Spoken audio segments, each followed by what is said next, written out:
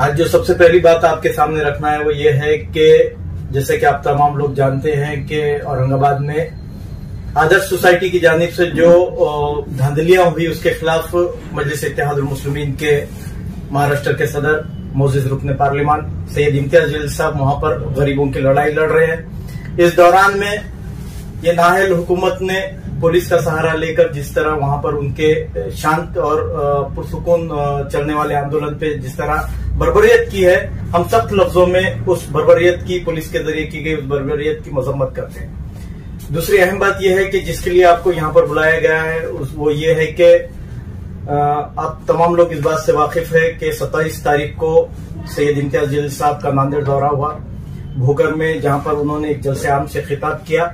उससे कबल नांदेड़ में उनकी विजिट दुल्हे शाह रहमान दरगाह पे कराई गई।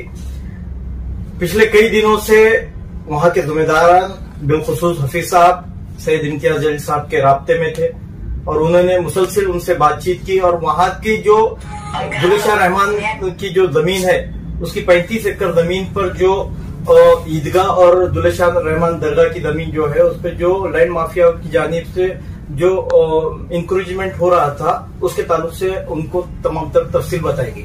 इससे कबल भी सितंबर 2018 में इन्हीं जिम्मेदारों ने सैयद इम्तियाज जलील साहब से मिलकर उनको तमाम तर यहाँ के वाकयात बताए थे और 2018 में सैयद इम्तियाज जलील साहब ने चीफ मिनिस्टर से नुमाइंदगी करके इस मामले की तफसील उनके सामने रखी थी और 1 महीने के अंदर ही चीफ मिनिस्टर के आदेश के मुताबिक वक्फ बोर्ड के सीईओ को वहां पर इस मामले की छानबीन करने की के लिए कहा गया और छानबीन भी हुई, लेकिन उसमें खातिर खा रिजल्ट नहीं आया और रिजल्ट नहीं आने की वजह से आज भी वहां पर उस जमीन पर लैंड माफियाओं की नजर है। तो इस जमीन में आज की ये प्रेस कॉन्फ्रेंस बुलाई गई है। इसकी तमाम तफसीलात वहां के जिम्मेदार मोहतरम जनाब हफीज साहब आपके सामने रखेंगे। जनाब इम्तियाज जलील साहब रुकने पार्लियामेंट औरंगाबाद और महाराष्ट्र स्टेट वक्फ बोर्ड के मेंबर 27 तारीख को जो है दरगाह दुल्हे शाह रहमान शरीफ में तशरीफ लाए थे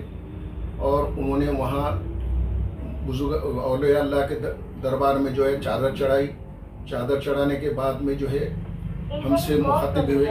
हमारा मुतालिबा उनसे यही था, हमने उनको एक निवेदन दिया, एक दरख्वास्त उनको पेश की और उन्हें ये बताया हमने कि ये दरगाह की ज़मीन 35 एकड़ ज़मीन लगभग है।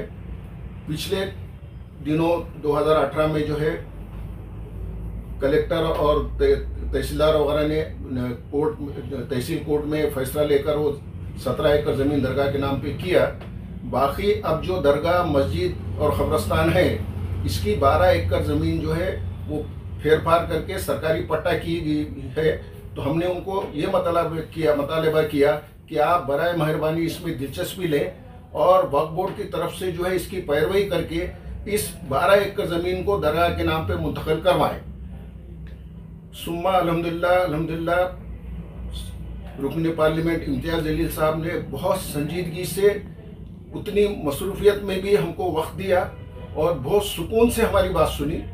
सुनने के बाद में उन्होंने ये तयकीन दिया मुझे कि आप बेफिक्र रहो, मुझे सब इल्म है इस मामलात का, मैं आपसे पहले भी मिल चुका हूँ, लेकिन इंशाअल्लाह इस बार मैं जो है ये जो आर्जी मुतवल्ली है और नायब मुतवल्ली है जिन्होंने इस दरगाह की ज़मीन को बेचने में नुमाया काम अंजाम दिया, इनको बर्खास्त करने में मैं आपकी पूरी मदद करूंगा। इसना उन्होंने हमको तयकीन दिया।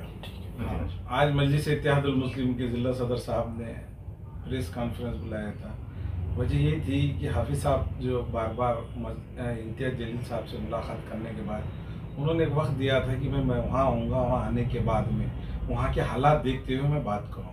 उसके बाद में उनको ये पूरा बताया गया वहाँ के ज़िम्मेदारों ने कि ये प्रॉपर्टी ऐसी है। जो 17 एकड़ जो ज़मीन है ईदगाह को मिली है, अल्हम्दुलिल्लाह 2011 से हम लोगों ने बहुत कोशिश की, हमारे तमाम लोगों ने, जिसमें वहाँ के ज़िम्मेदारान भी हैं, अभी नाम लेना मैं मुनासिब नहीं समझता हूँ। तो हमारा ये कहना है कि जहाँ भी औक़ाफ़ की प्रॉपर्टियाँ हैं, औक़ाफ़ की प्रॉपर्टियाँ कुछ सियासी लोग वो मिलजुल कर बेचने की कोशिश में लगे आए हैं और हर एरिया में है कि नहीं इस तरीके की प्लॉटिंग हो जा रही है। जिस तरह ईदगाह के पास की ज़मीन तमाम ज़मीन वहाँ पे कि नहीं हमारे औक़ाफ़ की प्रॉपर्टी है, अभी वहाँ पर इस तरीके के लेआउट डाल रहे हैं और गरीबों को फंसाया जा रहा है। मेरी ये अपील है कि वो गरीब में उसमें फंसना नहीं चाहिए। हर जो ले के बेच रहे हैं वो पूरे सियासी लोग हैं, उनका धंधा ये होगा है। तो हमारी ये गुजारिश रहेगी कि इस तरीके की जो प्रॉपर्टियाँ खरीद के बेचा जा रहा है दरगाहों के, ये इसके ऊपर है कि नहीं है, आप मीडिया के माध्यम से हर समाज के व्यक्ति को ये बात पहुँचना चाहिए। इससे पहले दूध डेयरी के पास की ज़मीन हमारे ईदगाह की ज़मीन होते हुए वहाँ पे हमारे जो लोगों ने कुछ गैर मुस्लिम लोगों को वहाँ बिठा दिया है। तो इसका मतलब ये हो रहा है कि पट्टा बना रहे, पट्टा बनाकर गवर्नमेंट के सामने उसका PR कार्ड बना दे रहे। तो उसके ऊपर आवाज़ उठाना चाहिए। ये हर मुसलमान का काम है। जो अल्लाह ताला ने गरीबों के लिए वक्फ हुई वाली ज़मीन, वो प्रॉपर्टी किसी को लेने का इजाज़त नहीं है। जो गरजमंद है, जो ज़रूरतमंद है, वो वक्ती तौर पे वहाँ पे उतनी खिदमत करना और बाद में उसके हालात अच्छे हो जाने के बाद वो ज़मीन छोड़ के हट जाना चाहिए।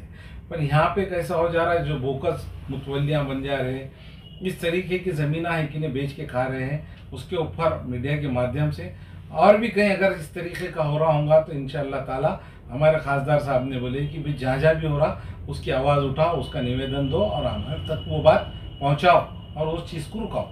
इंडिया के नंबर 1 एम्स दिल्ली हॉस्पिटल से तालीमी याफ्ता डॉक्टर वसीम मुलानी दिल के बाईपास सर्जरी के माहिर डॉक्टर है। बच्चों और बड़ों के दिल के तमाम किस्म के ऑपरेशन के माहिर डॉक्टर है, जो अपनी खिदमात गंगा हॉस्पिटल वाड़िया फैक्ट्री शिवाजी नगर में अंजाम दे रहे हैं। इन ऑपरेशन के लिए मरीजों को नांदेड़ से बाहर जाने की जरूरत नहीं। अब ये ऑपरेशन डॉक्टर वसीम के जरिए गंगा हॉस्पिटल में होंगे। मावीन हॉस्पिटल में नॉर्मल डिलीवरी, सीजर, बाचपन का इलाज, बच्चेदानी की गांठों के इलाज के अलावा खवातीन के जुमला अमराज के साथ साथ खवातीन और लड़कियों के दिल के अमराज, बाल झड़ना या दीगर बीमारियों के इलाज की सहूलत दस्तयाब है। खवातीन के जुमला अमराज की जांच डॉक्टर खान सारा नुदरत और दिल के अमराज की तशखीस डॉक्टर किरण पेरके करेंगी और डॉक्टर तुबा खान फिजियोथेरेपी जो रोजाना 11 से 2 बजे तक अपनी खिदमत अंजाम देंगी। YES बैंक के ऊपर मावीन हॉस्पिटल, दिगरू नाका, नांदेड़। अस्सलाम वालेकुम, मैं इमरान खान। हमें उम्मीद है कि आपको हमारा चैनल अच्छा लगता होगा। लेटेस्ट न्यूज़ के लिए देखते रहिए नांदेड़ उर्दू न्यूज़ और न्यूज़ के पसंद आने पर लाइक, शेयर और सब्सक्राइब करना ना भूलें।